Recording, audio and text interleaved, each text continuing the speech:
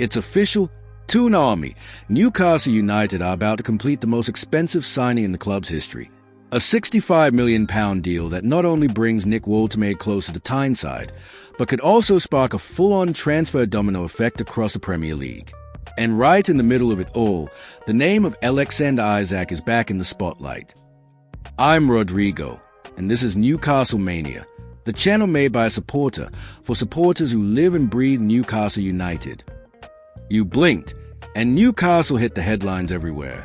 The Jørgen Strand Larsen saga heated up, cooled down, and when it looked like nothing was going to happen, boom, the board went to Germany, dropped a record-breaking bid and shocked everyone. And brace yourselves, because this one could shape the future of the club, and even give Liverpool more strength in the fight for Isak. I'll break it all down in just a moment. But first, just a quick word.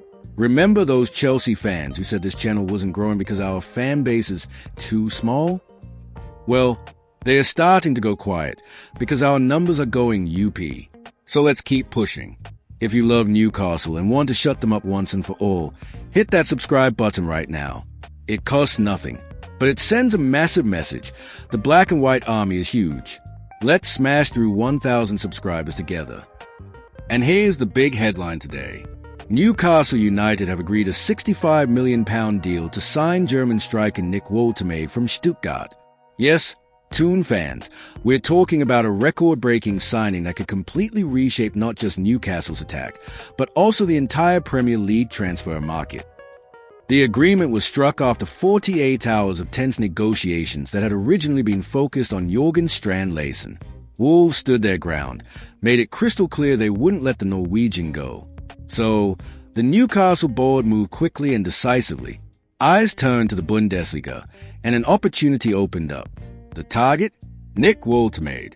Young, rising, already on the radar for months. The club made contact, Stuttgart accepted, and in record time the deal was done. Woltemade is just 23 years old, already capped for Germany's under-21s, and seen as one of the most exciting attacking prospects in Europe. He's got that physical presence, strength in the box, and the ability to link play as well as finish chances. It's no wonder Eddie Howe and his staff were impressed. According to inside sources, he's already preparing to travel to Tyneside in the coming days. He'll undergo routine medical tests, and if all goes to plan, he'll be unveiled as Newcastle's brand new number 9.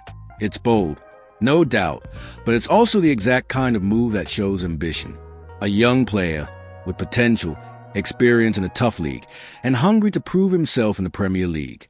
The big question is, can he hit the ground running and lead Newcastle's attack from day one? Or will he need time to adapt to the intensity of English football? Either way, all eyes will be on his debut. The British press has absolutely exploded with this story. Headlines splashed across every paper, radio shows buzzing, and podcasts already calling this a turning point for Newcastle. On social media, forget it. Trending topics everywhere, heated debates, and supporters from all clubs giving their opinion. Among the Toon Army, the mood is split. Relief, because after a chaotic summer, finally a big signing arrives. But also nerves, because everyone knows this move could pave the way for Alexander Isak to leave. And of course, Liverpool fans are buzzing. For them, Woltemade to Newcastle can only mean one thing. Isak is one step closer to wearing red at Anfield. In their eyes, our signing is basically an early gift to Klopp and the Cop. At the end of the day, this shows the true size of this transfer. It's not just about bringing in a player. It's about the chain reaction that could reshape Newcastle's frontline and possibly swing the balance between two Premier League giants. And we can't forget the full context behind this whole situation. Alexander Isak hasn't stepped onto the pitch since May, and that's no coincidence. He's been refusing to play, even in those crucial moments when the team needs him the most. That decision has put massive pressure on Eddie Howe, who's being forced to build a system without his number 9. With Isak missing, Howe has had to shuffle things around. Players out of position, a front line that looks more like a jigsaw puzzle than a real attack. Anthony Gordon is suspended. Callum Wilson is no longer in the long-term plans, and the result is a weakened, predictable Newcastle attack. It's a headache no manager wants. But it's not just on the pitch. Behind the scenes, even the owners have stepped in. Private meetings, attempt to convince Isaac to change his stance, to lead this team again. And yet, nothing has worked. The silence from the player, the resistance, it's only fueling more rumors, more speculation, and making the atmosphere inside the club heavier by the day. This isn't just about football. It's about trust, about relationships. The squad feels the absence of their striker. The fans want answers, and the board is under massive pressure to make a call. Eddie Howe has been very clear.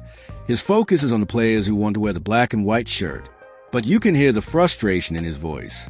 After that defeat to Liverpool, he said the team's been fighting, playing well, but the results just aren't coming. And without Isaac, that job becomes even harder. And if you look around at our rivals, you'll see these situations never end cleanly. Chelsea with Lukaku, huge investment. Messi exit, never the same again. Tottenham with Harry Kane, their golden boy, stuck between ambition and the club's limits, until eventually he had to leave. Arsenal lived through it with Van Persie, who went to a rival and lifted a trophy right away. Even Manchester United had players reconciled temporarily, but the scars remained. Whether it's the fans, the dressing room, or the image of the club, there are always scars. So here's a brutal question. Can Newcastle break the cycle and turn this storm into strength? Or are we about to see the same old story play out, a star man shining, attracting the big clubs, and leaving us weaker right when we need him most? Right now, the situation is simple. Either Liverpool come back with a bigger bid, something close to £150 million, or Isaac stays, but doesn't play until January. And either way, Newcastle lose. Lose the striker, or lose the stability of the squad. And remember, the clock's ticking. The window shuts Monday, 7 p.m. That's the final deadline. Could we see a last-minute bombshell? Fans, this is the truth. We're living through one of the most delicate moments of Newcastle's modern era. This saga has to be solved now, because it's not just about Isaac's future. It's about the confidence, the spirit, and the unity of this football club. The black and white army has been through a lot, but this might be the biggest test yet. So, what do you think? Should Newcastle keep Isaac at all costs, even if he refuses to play? Or should we sell him now and end the saga once and for all? Drop your thoughts in the comments. I'll be reading and replying to loads of you. This was another Newcastle Mania.